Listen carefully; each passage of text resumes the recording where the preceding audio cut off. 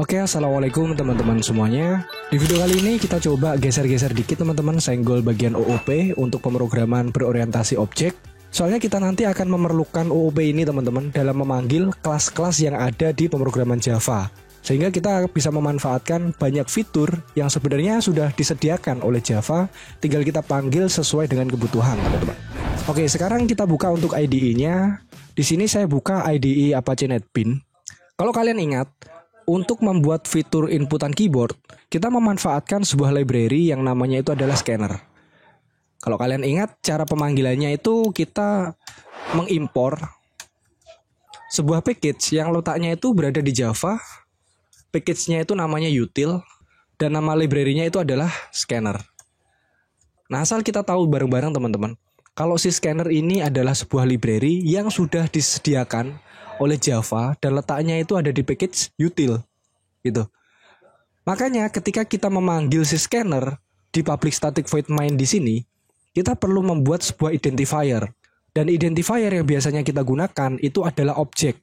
Jadi kita memanggil kelas scanner yang berada di package util agar kita bisa memanfaatkan fitur menginputkan menggunakan inputan keyboard teman-teman.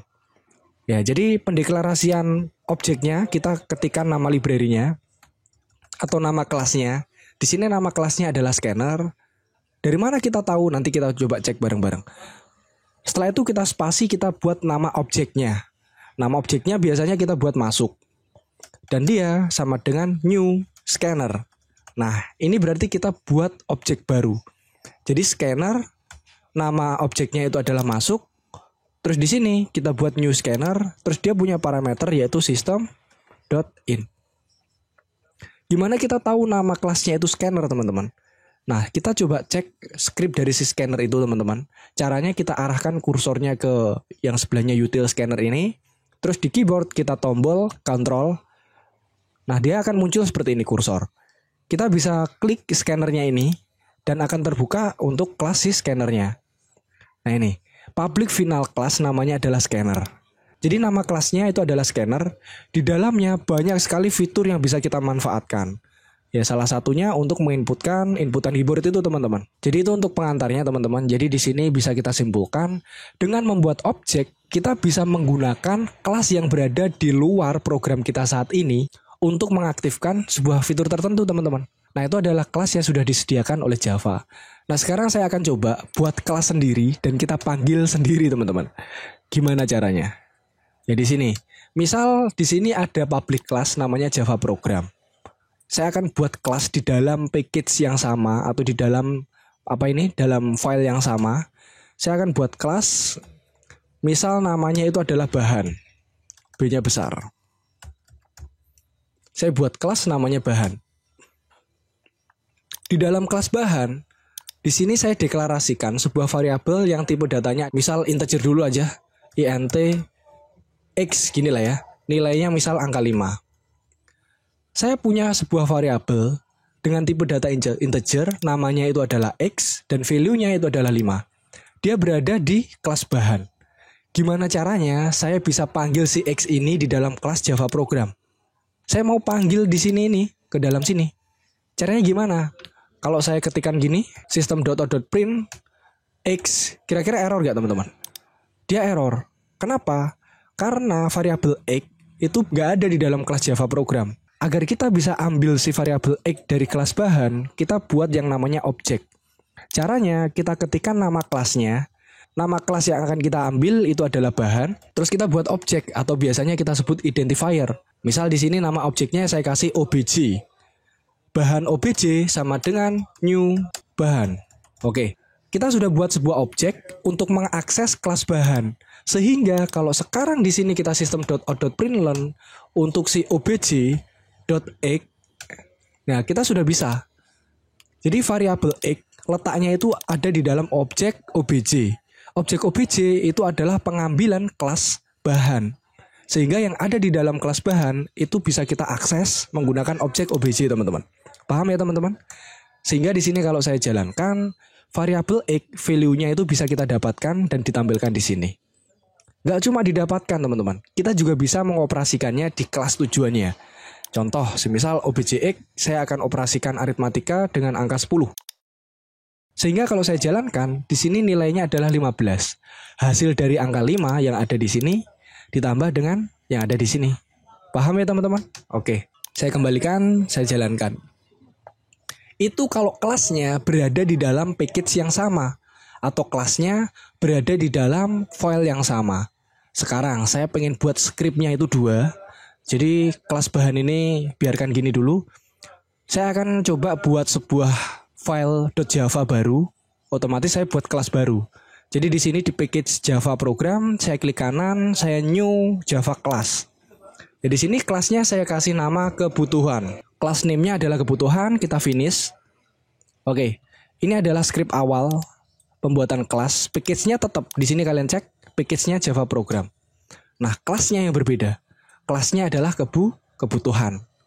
Saya akan coba buat di sini sebuah variabel tipe datanya string. Namanya itu adalah nama, value-nya adalah Alexander Kurniawan. Dan saya akan buat sebuah variabel lagi, tipe datanya integer, namanya adalah umur.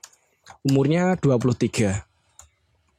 Di dalam kelas kebutuhan, saya punya 2 variabel. Yang pertama tipe datanya string, namanya adalah nama, dan value-nya adalah Alexander Kurniawan.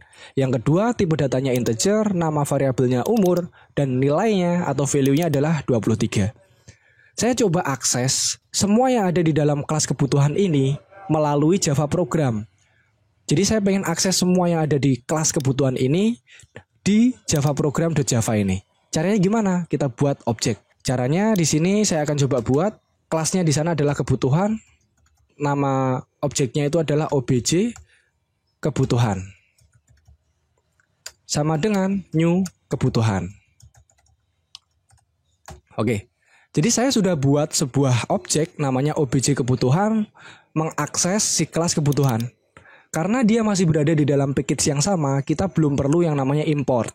Tapi nanti kalau package-nya sudah berbeda, kita bisa menggunakan, tapi harus diimpor dulu. Ya, sekarang saya coba tampilkan ya, kita shout system.out.println nama yang berada di kelas kebutuhan. Ya, caranya nama objeknya apa? Obj kebutuhan. Dan nama variabel yang ada di sana tadi adalah nama. Tipe datanya string, oke. Kalau kita jalankan, di sini akan muncul Alexander Kurniawan. Kalau namanya di kebutuhan saya ubah, teman-teman. Namanya saya ubah menjadi Hendrik Setiawan. Oke.